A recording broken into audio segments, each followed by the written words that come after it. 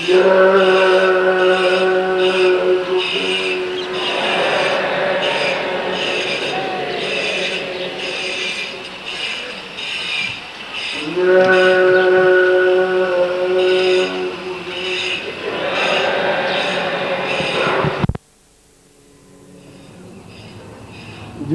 गुरुदेव नाम किसका प्रभु का। जय गुरुदेव नाम किसका प्रभु का।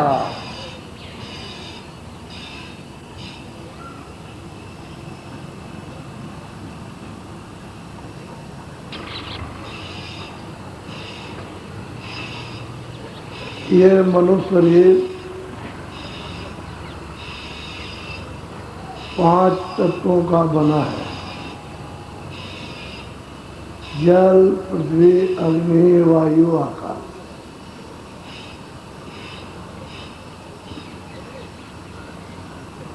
इसमें पूरे पूरे तत्व हैं।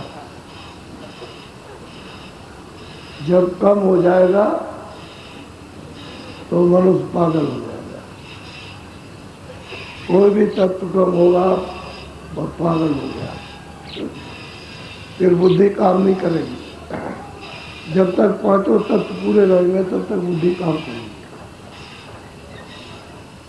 ये 5 तत्वों का समान मनुष्य शरीर है। बाकी शरीर जो पशु पंछी इनके कीड़ों के, ये तो किसी में 4 है, किसी में 3 है, किसी में 2। इसलिए बुद्धि आगे पीछे की काम नहीं करती। 5 तत्व उनको पूरे हो जाए तो वो भी बोलने लगे, उनकी भी बुद्धि काम करने लगे। उसने योनि बना के रखा है। इसमें 5 तत्व, इसमें 4 तत्व, इसमें 3 तत्व, इसमें 2 तत्व और 1 तत्व, ऐसे बना करके रखा है। तो इन्हीं सुरतों को उसमें बंद कर देता है। इसमें भी बंद किया, उसमें भी बंद करता, उसमें से निकाल के उसमें बंद करता। यही उनका कारखाना है।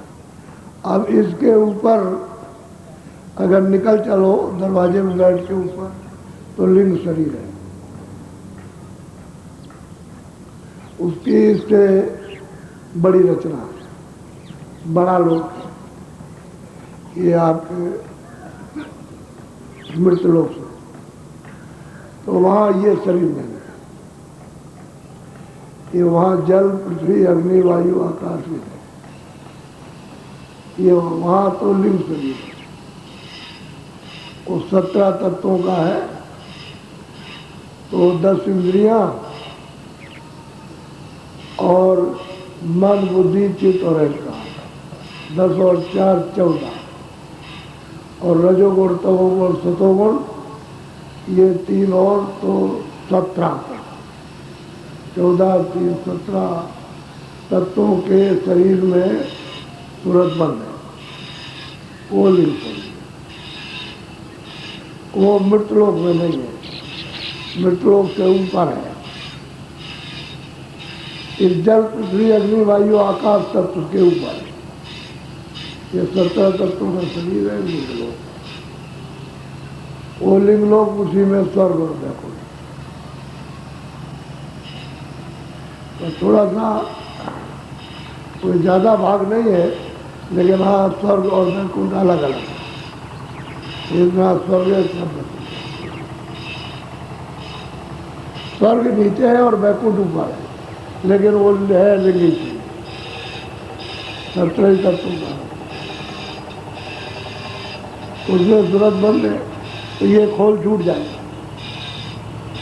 अब वहाँ लोग रहते हैं जो, तो इस तरह का कारखाना नहीं है। जैसे यहाँ ये सब काम करो, ये करो, वो करो, ऐसा करो, ऐसा करो, वो तो आनंद है। तो उसमें आनंद ही देते रहते। और जो वहाँ के खेल तमाशे होते रहते हैं, जो वहाँ की रचना है इससे बहुत सुंदर, यानी खूबसूरत और चमकदम। लेकिन ये आभूषण नहीं है, जो कपड़े हैं रेशमी या सूती है या और कुछ भी है, क्योंकि ये शरीर ही नहीं वहाँ, ये तत्व ही नहीं वहाँ पर। तो जल पृथ्वी अग्नि वायु आकाश जो तत्व नहीं है तो तुम्हें उतना चाहिए,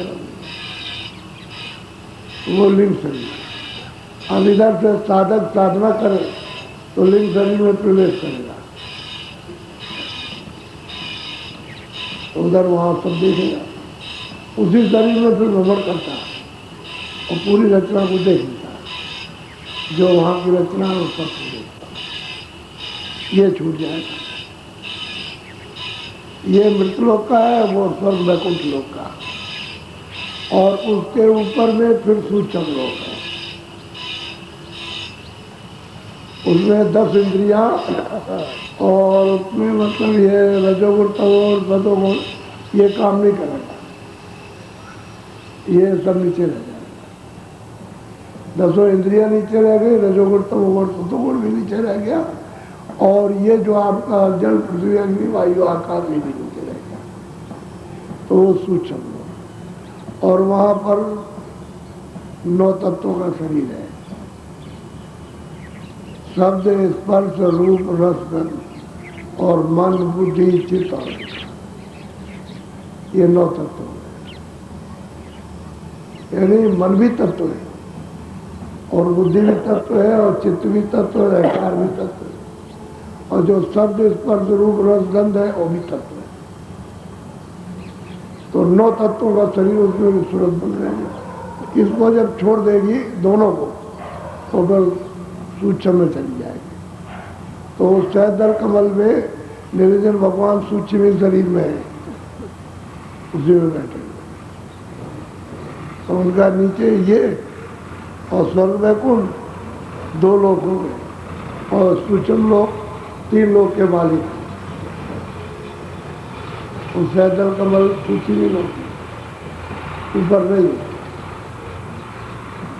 उसमें ये 9 तत्व, शब्द स्पर्श रूप रसगंध और मन बुद्धि चित्त हो रहेगा। अब उसमें ये तत्व सब नीचे रह गए, वो नहीं जाएगा। अब उस खोल में भी सूरत बंद है, वो भी पर्दा ही तो है, जैसे ये पर्दा है ऐसे वो। तो साधक जब उसको भी छोड़ दे, उसके आगे चला जाए तो फिर वो नीचे रह जाएगा।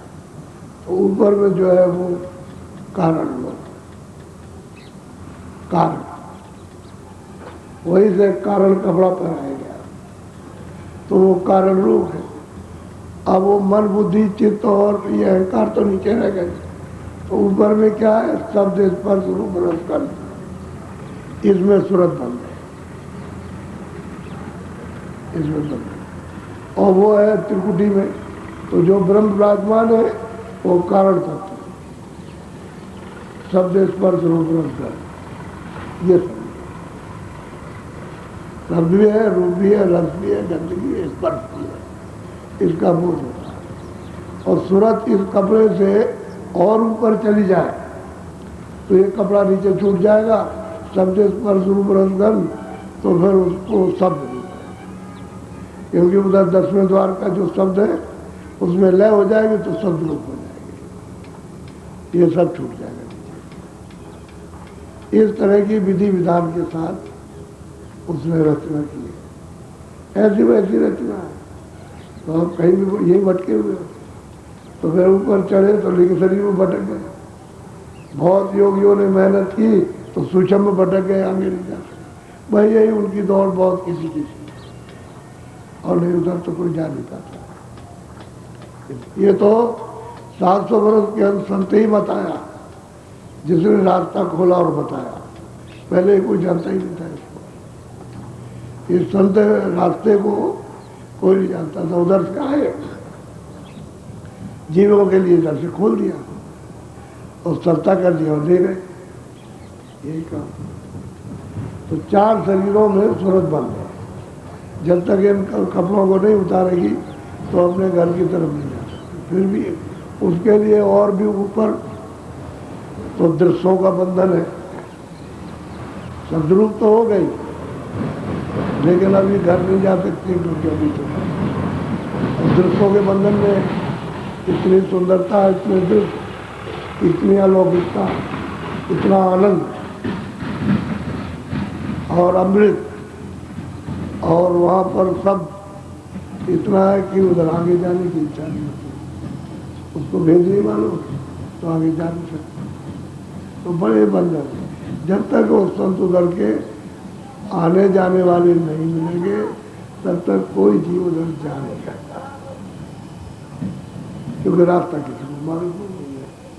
अब ये संतों ने सुलभ किया तभी तो यहाँ से जाने लगे लोग, तभी सुलभ हो गया, सब करने लगे, स्त्रियाँ भी जाने लगी, पुरुष भी जाने लगे, और 10-10, 12-12 साल के बच्चों ने प्राप्त कर लिया उसको, और आज से अंत तक जान लिया। तो कहने का ये है कि ये सब सत्संग से मालूम होगा, आपको वैसे पता नहीं चलेगा। तो जितनी बातें याद हो जाए, ये कौन कहाँ की चीज, अब ये तो नासवान ये भी है, ये शरीर नासवान है, ये पर्दा नासवान है, अब लेकिन शरीर का भी पर्दा नासवान है, क्योंकि वो ज़्यादा से वो भी टिकाऊ नहीं है। मान लो ये 50 बरस रहा, 100 बरस रहा ये पर्दा, तो वो 1000 बरस रहा बस है, और क्या, वो भी पर्दा खाली हो जाएगा, उससे भी जरूरत निकल जाएगी। तो सूक्ष्म लोग भी, वो भी ऐसा ही है कि वहाँ चलो भाई, आप लाखों बरस तक टिके, ऐसा ही है, ऊपर टिकाऊ नहीं है, स्थिर नहीं है। जब सूरत निकल जाएगी इधर से, सद्रूप हो जाएगी और सब दृश्यों से पार ब्रह्म को पार कर लेगी, फिर महाकाल को तब जाएगी, तब अखंड देश में पहुंचेगी। बाकी जितने भी हैं सब खंडित हैं। अब मालिक ने जो रचना की है वो तो उसकी मौज है, वो कुछ भी कर सकता है, अभी और भी कुछ कर सकता है, उसकी इच्छा हो, उसके लिए तो कुछ नहीं कहा जाता।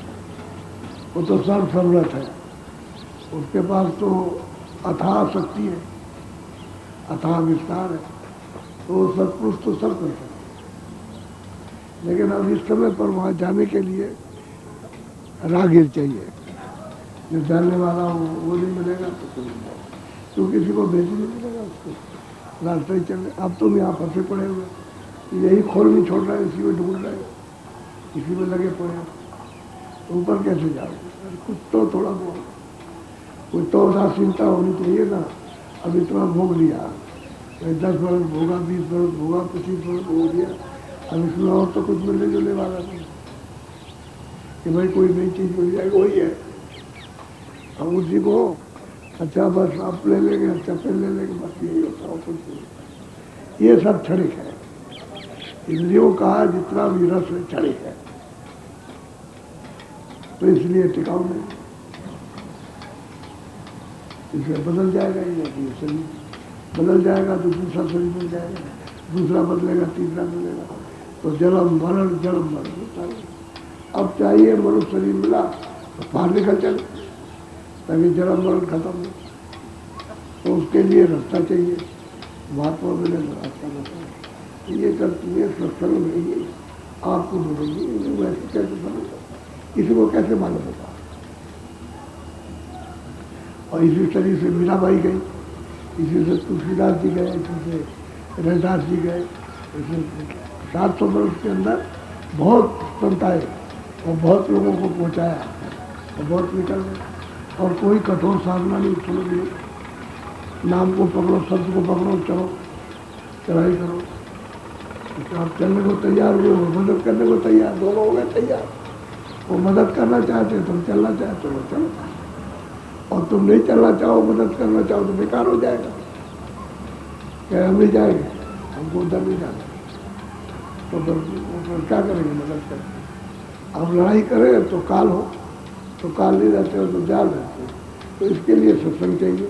तो धीरे धीरे जब समझ आ जाएगी तब तुम जो है कहोगे नहीं नहीं अब हम चलेंगे, तब चलने लगते हो। जो लोग नहीं मानते थे सत्संग सुनते सुनते तैयार हो गए कि यहाँ कुछ नहीं, हम चलेंगे, हम बोले चलिए, चलने की तैयारी हो गई। ये है। तो थोड़ा थोड़ा उसको समझ लो, जब जब समय मिले तब तक आ जाओ। अब पीछे वालों की सूरत मूरत नहीं दिखाई देती, अब थोड़ा सूरत मूरत तो दिखाई देना चाहिए।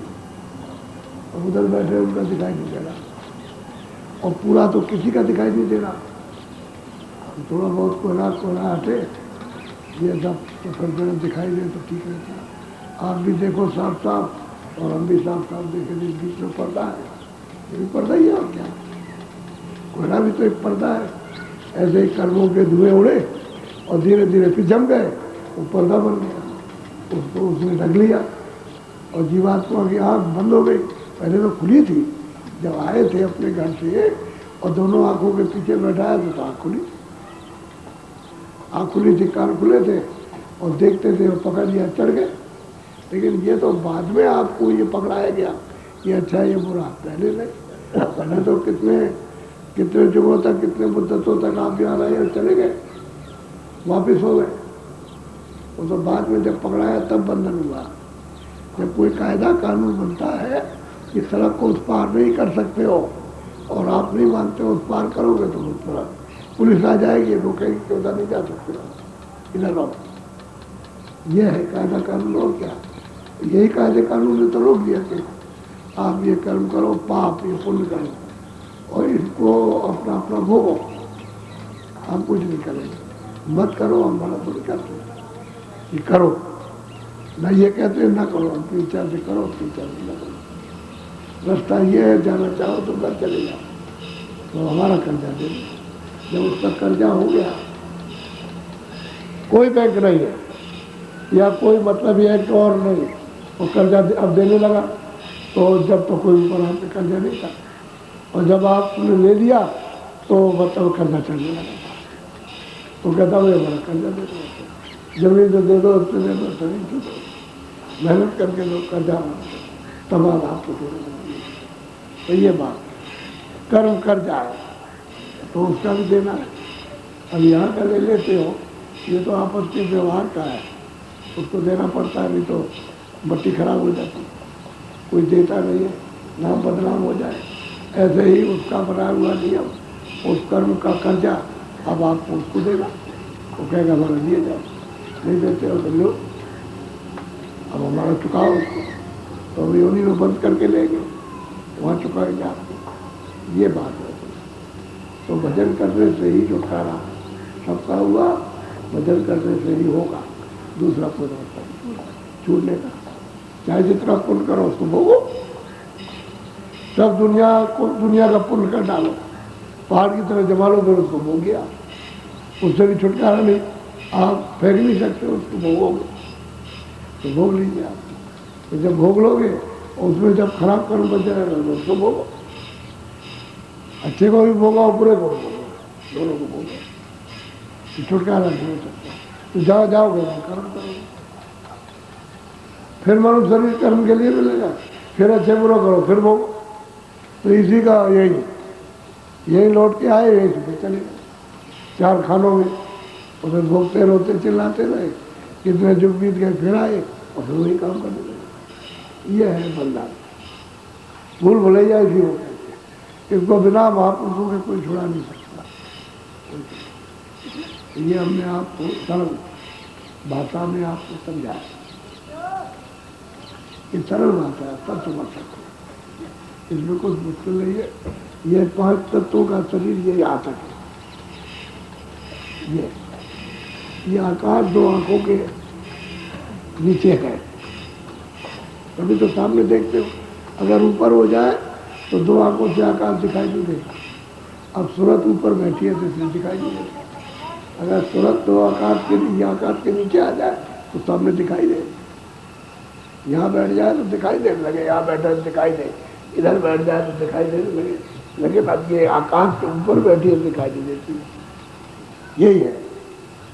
इसलिए तुम ऊपर की चीज नहीं देख सकते हो, और जब अंदर की आंख से देखो, ऊपर में खुल जाए, उससे देखने लगो, तो मतलब फिर ऊपर का वो नहीं देख सकते, फिर वो दूसरी आंख है, वो तीसरी आंख है उसके ऊपर को देखने के लिए, वो पर्दा हट जाए तब आप उससे देखोगे, ऐसे बड़ा विद्वत रचना जीवात्माओं को भूल भुलैया बताने के लिए की होते और सबको बताइए। और तुम कुछ भी नहीं कर रहे, जहाँ पाप कर रहे हो वहाँ समझते हो हम पुण्य कर रहे हैं, जहाँ पुण्य कर रहे हो वहाँ समझते हो कि हम पाप कर रहे हैं, तो भूली भुलैया। इसका निराकरण अभी तक नहीं, जैसे हम ठीक कर रहे हैं। बोलो जय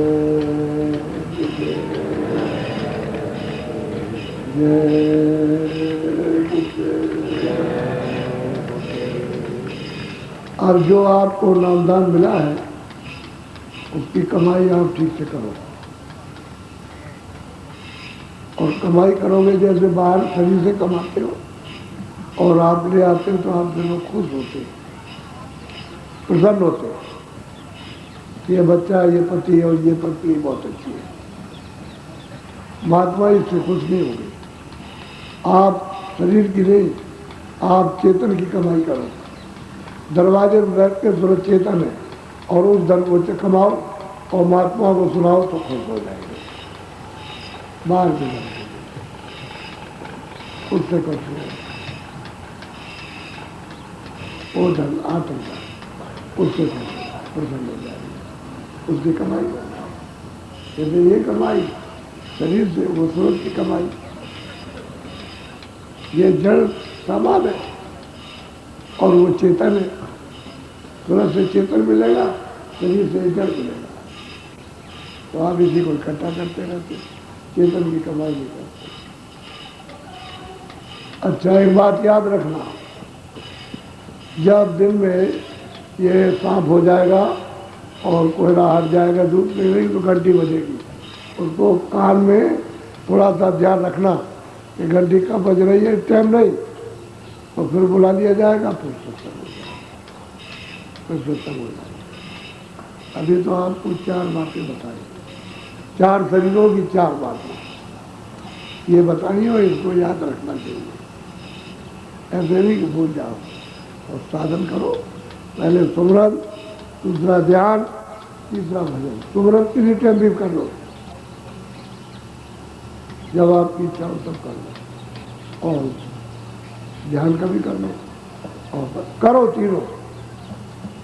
कभी सुमरन कर लिया तो कभी ध्यान कर लिया, तो समय रहे तो ध्यान भजन, पहले ध्यान कर लो बाद में भजन, या भजन कर लो बाद में ध्यान कर लो।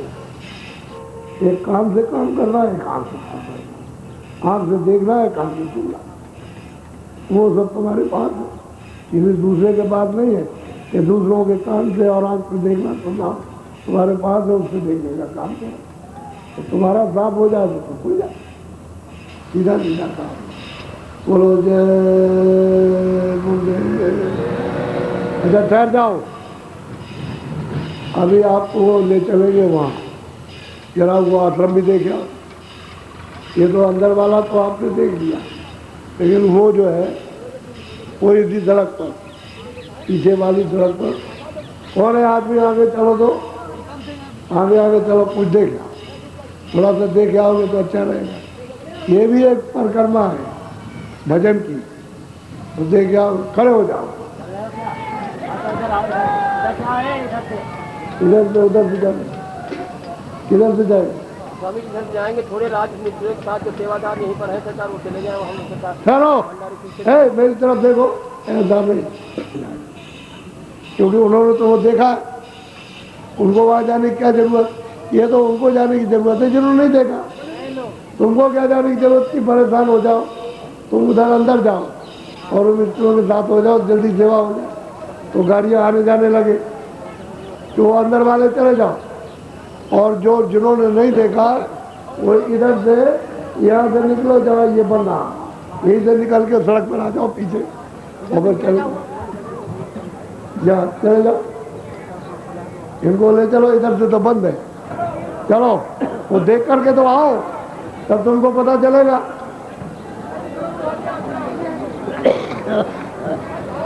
जिन्होंने देखा है वो मत जाना, वो चलो वहाँ अंदर थोड़ा सेवा करा दो।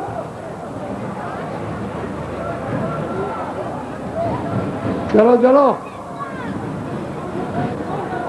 अरे उधर पीछे से जाना, पीछे से पीछे तो रास्ता उधर से वो जहाँ बना रहे, जाओ जाओ उधर से जाओ।